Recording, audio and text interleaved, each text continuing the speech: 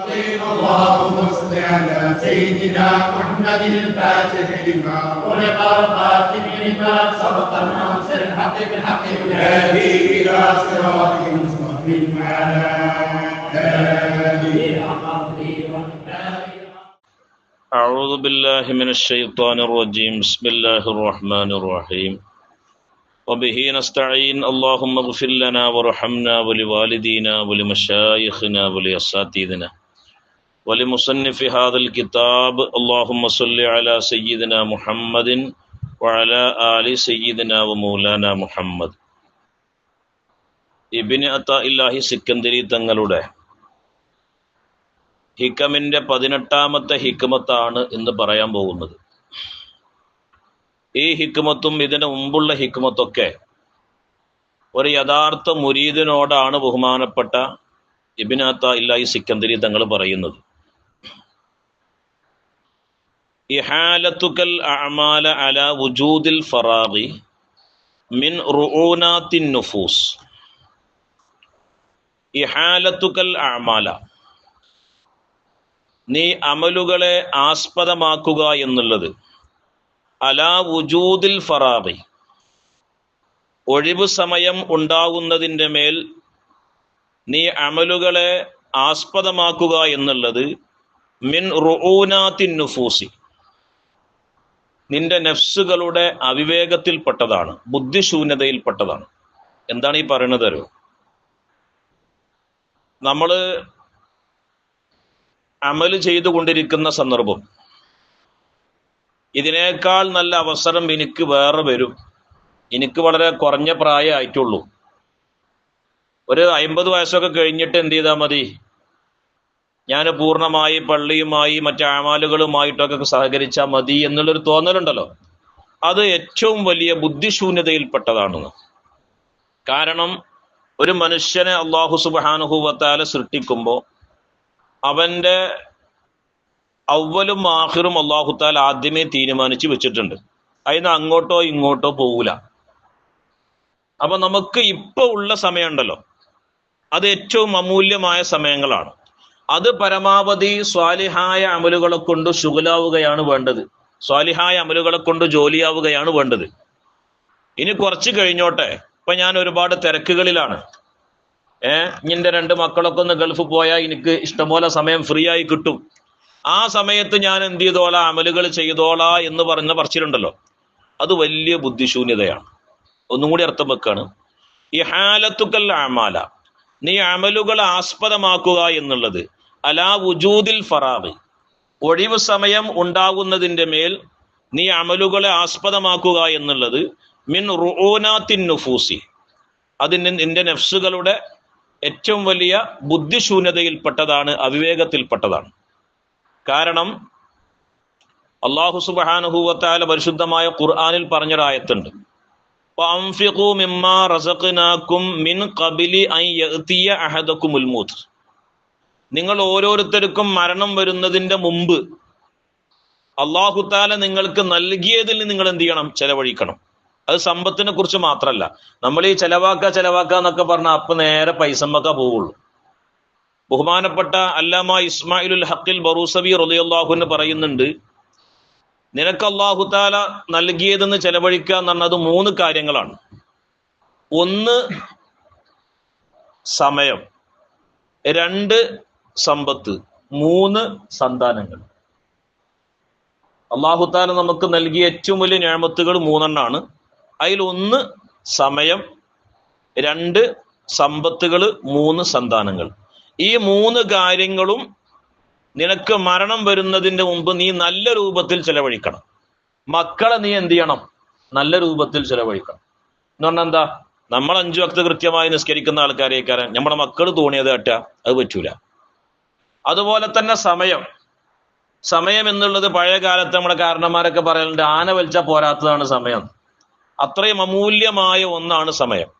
മാത്രല്ല അള്ളാഹുവിന്റെ റസൂൽ സ്വല്ലല്ലാഹു അലൈഹി വസല്ലമ തങ്ങൾ പറയുന്നുണ്ട്, എല്ലാ ദിവസവും ഈ സമയം വിളിച്ചു പറയുന്നുണ്ടെന്നാ. ഞാനൊരു പുതിയ സൃഷ്ടിയാണ്. ഇപ്പോ 8:45, 8:46 പുതിയ സമയമാണ്, 8:47 പുതിയ സമയം. ഞാനൊരു പുതിയ സൃഷ്ടിയാണ്. നീ ചെയ്യുന്ന അമലുകൾക്കൊക്കെ ഞാൻ സാക്ഷിയാണ്. അതുകൊണ്ട് നീ പരമാവധി നിന്റെ അവസരം നീ എന്ത് ചെയ്തോളാ, ഉപയോഗിച്ചോ. കാരണം ഞാൻ ഒരിക്കലും ഈ ഖിയാമത്ത് നാൾ വരെ ഞാൻ മടങ്ങി വരൂല എന്ന് സമയം നമ്മോട് വിളിച്ചു പറയുന്നുണ്ട് എന്ന് ഹബീബായ മുഹമ്മദ് റസൂലുള്ളാഹി. അപ്പൊ നമ്മൾ പരമാവധി എന്താണെന്നറിയോ, എനിക്കിഞ്ഞ് കുറച്ചുകൂടി കഴിഞ്ഞിട്ടാണ് അമലുകളൊക്കെ ചെയ്യാനൊന്ന് ഫ്രീ ആകുക, അതുകൊണ്ട് ആ സമയത്തേക്ക് നോക്കാം, അല്ലെങ്കിൽ നാളെ നോക്കാം, അടുത്ത കൊല്ലം മുതൽ നമുക്ക് നന്നാകാം, അല്ലെങ്കിൽ അടുത്ത കൊല്ലം മുതൽ നമുക്ക് ദാക്കിറായിട്ട് തുടങ്ങാം. ഈ ചിന്ത വളരെ അബദ്ധമാണ്.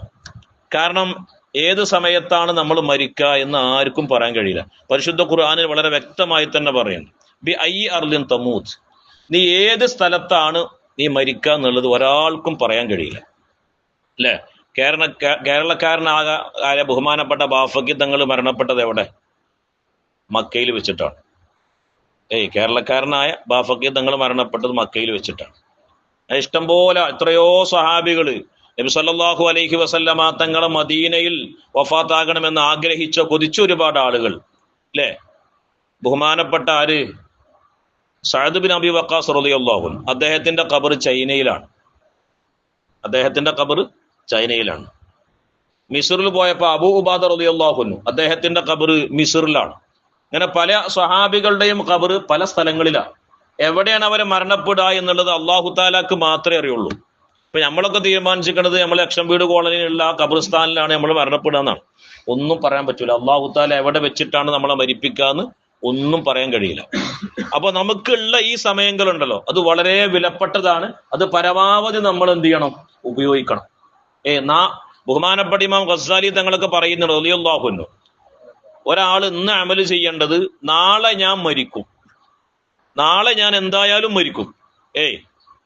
അപ്പൊ അതിന്റെ മുമ്പ് എൻ്റെ എല്ലാ സമയങ്ങളും നല്ല കാര്യത്തിൽ ഉപയോഗപ്പെടുത്തണം എന്ന ചിന്തയിലാണ് ഇന്ന് അവൻ എന്ത് ചെയ്യേണ്ടത്? ജീവിക്കേണ്ടത്. അത്രമാത്രം അവൻ എന്ത് ചെയ്യണം? അധ്വാനിക്കണം എന്നർത്ഥം. മനസ്സിലാവുണ്ടോ? പ്രത്യേകിച്ച് പറയാനുള്ളത്, ഒരു മനുഷ്യൻ അല്ലാഹു തആല നൽകുന്ന സമയങ്ങളിൽ വെച്ച് ഏറ്റവും ശ്രേഷ്ഠമായ സമയം ഇൽമു കൊണ്ട് ജോലിയാകലാണ്. അതിനേക്കാൾ ശ്രേഷ്ഠമായ സമയമില്ല. ബഹുമാനപ്പെട്ട ഇമാം നബവി റളിയല്ലാഹു അൻഹു അദ്ദേഹത്തിന്റെ മിൻഹാജിന്റെ തുടക്കത്തിൽ തന്നെ പറയുന്നുണ്ട്, അല്ലാഹു തആലാക്ക് ഒരു മനുഷ്യൻ ചെയ്യുന്ന ഇബാദത്തുകളിൽ വെച്ച് ഏറ്റവും വലിയ ഇബാദത്ത് ഇൽമു കൊണ്ട് ജോലിയാകലാണ്. കാരണം അൽ ഇൽമു നൂറുല്ലാഹി, ഇൽമു എന്ന് പറഞ്ഞാൽ അള്ളാഹുവിന്റെ നൂറാണ്. അപ്പൊ നമുക്ക് ചിലപ്പോൾ 10 മിനിറ്റാ കിട്ടുക, അല്ലെങ്കിൽ 15 മിനിറ്റാണ്, അല്ലെങ്കിൽ അരമണിക്കൂറാണ്. അത് ഏറ്റവും അമൂല്യമായ സമയമാണ് എന്ന് എന്ത് ചെയ്യുക? നമ്മൾ മനസ്സിലാക്കുക. ബഹുമാനപ്പെട്ട ഇബ്നു സീരിൻ റളിയല്ലാഹു അൻഹു പറയുന്നുണ്ട്, ഒരു യഥാർത്ഥ മുതഅല്ലിമായ ആള് അവന്റെ പേനയിൽ നിന്ന് വരുന്ന മഷിയില്ലേ, അത് ഷഹീദിന്റെ രക്തത്തിനോട് തുല്യമാണ് എന്ന് പോലും മഹാന്മാർ പറഞ്ഞിട്ടുണ്ട്. അത്രയും ശ്രേഷ്ഠമായ കാര്യമാണ് ഇൽമു കൊണ്ട് ജോലിയാകുക എന്നുള്ളത്. അപ്പോ പെന്തക്കോസ്താദ് നമ്മൾ ഓതുന്ന സമയത്ത് നമ്മോട് പറയലുണ്ട്, ഒരു കടലാസ് കഷ്ണം കണ്ടാൽ എടുത്തു നോക്കണം, അതിൽ എന്തെങ്കിലുമൊക്കെ ഒരു അറിവുണ്ടാവും, എന്തെങ്കിലുമൊക്കെ ഒരു അറിവ് അതിലുണ്ടാവും. അപ്പൊ പരമാവധി നമ്മളെ സമയങ്ങള് ഇൽമിയായ കാര്യങ്ങൾക്ക് വേണ്ടി, ഇബാദത്തിന് വേണ്ടി, സ്വാലിഹായ അമലുകൾക്ക് വേണ്ടി പരമാവധി ചെലവഴിക്കുക. ബഹുമാനപ്പെട്ട ഗൗസുൽ ആലം പറയുന്നുണ്ട്, ഇഹ്ദർ, നീ ഭയപ്പെടണം, ബഹറു ദുനിയ, ദുനിയാവാകുന്ന സമുദ്രത്തിന് നീ എന്ത് ചെയ്യണം? ഭയപ്പെടണം. കാരണം ഫഖദ് ഗരിക ഫീഹി, നിശ്ചയം ആ ദുനിയാവാകുന്ന ബഹറിൽ മുങ്ങി മരിച്ചിട്ടുണ്ട് ഖൽഖുൻ കസീർ, ഒരുപാട് ആളുകൾ എന്ത് ചെയ്തിട്ടുണ്ട്? ഒരുപാട് ആളുകൾ നശിച്ചു പോയിട്ടുണ്ട്. ഏതില്? ദുനിയാവാകുന്ന സമുദ്രത്തില്. അതുകൊണ്ട് ആ സമുദ്രത്തിന് നീ എന്ത് ചെയ്യണം? നല്ലോണം ഭയപ്പെടണമെന്ന് ബഹുമാനപ്പെട്ട ഗൗസുൽ ആലം വളരെ വ്യക്തമായി തന്നെ പറയുന്നുണ്ട്. അപ്പൊ അത്രയും മോശമാണ് ദുനിയാവ്. നമ്മൾ ഇനി അങ്ങോട്ട് പോണില്ലെങ്കിലും ദുനിയാവ് നമ്മിലേക്ക് ഇങ്ങോട്ട് വരികയാണ്. അപ്പൊ നമ്മൾ നല്ല ദിക്റൊക്കെ ചൊല്ലി, അല്ലെങ്കിൽ സ്വലാത്തൊക്കെ ചൊല്ലി, മറ്റു നല്ല കർമ്മങ്ങളൊക്കെ ചൊല്ലിയിട്ട് അള്ളാഹുവിലേക്ക് അടുക്കാന്ന് നിയത്ത് വെച്ചിട്ടുണ്ടാവും. പക്ഷെ നമ്മളിലൂടെ നമ്മൾ അറിയാതെ ദുനിയാവ് നമ്മിലേക്ക് ഇങ്ങോട്ട് കയറി വരും. അത് നമ്മൾ നല്ല എന്ത് ചെയ്യുക? ശ്രദ്ധിക്കുക. അള്ളാഹു സുബ്ഹാനഹു വ തആല നമ്മളെ കാത്തു രക്ഷിക്കട്ടെ. കാരണം ഹാറൂൺ റഷീദ് എന്ന് പറയുന്ന രാജാവിനെ കുറിച്ച് എല്ലാവരും കേട്ടിട്ടുണ്ടാവും. അറേബ്യ അടക്കി ഭരിച്ച രാജാവാണ് ഹാറൂൺ റഷീദ്, അല്ലേ? അദ്ദേഹം മരിക്കുന്ന സമയത്ത് അദ്ദേഹം അഹ്ലുബൈത്താണ് എന്നൊക്കെ കിതാബിൽ ഞാൻ കണ്ടിട്ടുണ്ട്, അഹ്ലുബൈത്തിൽപ്പെട്ടാണെന്നൊക്കെ കേട്ടിട്ടുണ്ട്. കാരണം ഹാറൂൺ റഷീദ് മരിക്കുന്ന സന്ദർഭത്തിൽ അദ്ദേഹത്തിന്റെ പ്രജകളോട് അനുയായികളോട് പറഞ്ഞു, നിങ്ങൾ എന്നെ എന്ത് ചെയ്യണം?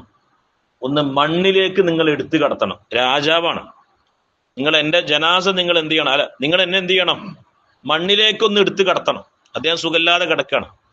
അപ്പോ ഒപ്പുള്ള അനുയായികൾ ചോദിച്ചു, എന്തിനാണ് നിങ്ങൾ മണ്ണിലേക്ക് കിടത്തുന്നത്? അപ്പൊ അദ്ദേഹം പറഞ്ഞു, ഞാൻ മണ്ണിൽ കിടന്നിട്ടെങ്കിലും പടച്ച റബ്ബിന് എന്നോട് കരുണ തോന്നിയാലോ.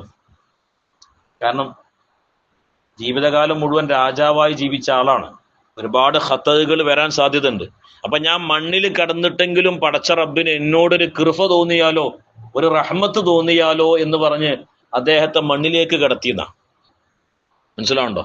അപ്പൊ നമുക്കൊക്കെ അങ്ങനത്തെ ഒരു സമയം, മരണത്തിന്റെ സമയം നമുക്കൊക്കെ വരാനുണ്ട്. അപ്പൊ നമ്മൾ ഓരോ സമയങ്ങളും വിലപ്പെട്ടതാണ്. അത് പരമാവധി നല്ല കാര്യങ്ങൾക്ക് വേണ്ടി നമ്മൾ എന്ത് ചെയ്യണം? ചെലവഴിക്കണം.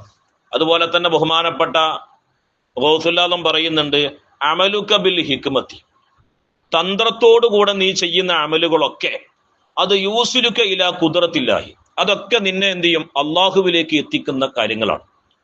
നമ്മൾ ഏതൊരു കാര്യത്തിനും ഒരു ടൈം ടേബിൾ വേണം.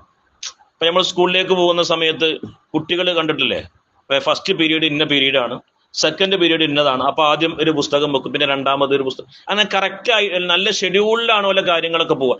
അതേമാതിരി വേണം നമ്മുടെ ജീവിതമൊക്കെ.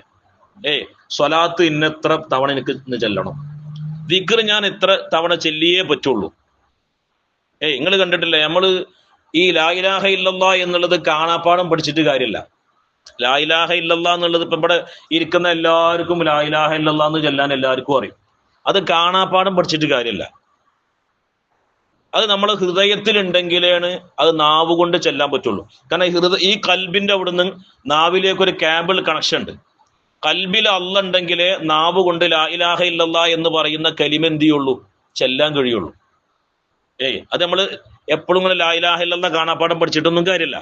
അപ്പൊ അതിന് എന്ത് വേണമെന്നറിയോ? അപ്പൊ നിങ്ങൾ കണ്ടിട്ടുണ്ടാവും, ചിലപ്പോ ഒരാള് പകലിൽ എന്തുകൊണ്ടാണോ തോന ജോലി ആയത് അതായിരിക്കും രാത്രിയും കൂടുതലായിട്ട് കാണുക. ചിലപ്പോ ചില ആൾക്കാരൊക്കെ കണ്ടിട്ടില്ല നിങ്ങൾ, ഭയങ്കര ഫുട്ബോളിന്റെ ആരാധകരേക്കാരം, കളിന്റെ വലിയ ആരാധകരേക്കാരം. അപ്പൊ രാത്രിയൊക്കെ ചിലപ്പോ ഈ ഫുട്ബോളിലെ തുണക്കാരന്മാരോട് പറയണമൊക്കെ ഇങ്ങനെ പറയും ഉറക്കത്തിൽ. അപ്പൊ നേരം വെളുക്കുമ്പോൾ പറയും, ഇജ്ജ് രാത്രി ഫുട്ബോൾ കളിച്ചിരുന്നു എന്ന് പറയും. എന്താണ് കാരണം? ഓന്റെ ആ ഒരു ബന്ധം കൂടുതലായിട്ട് ഏതിനോടാണ്?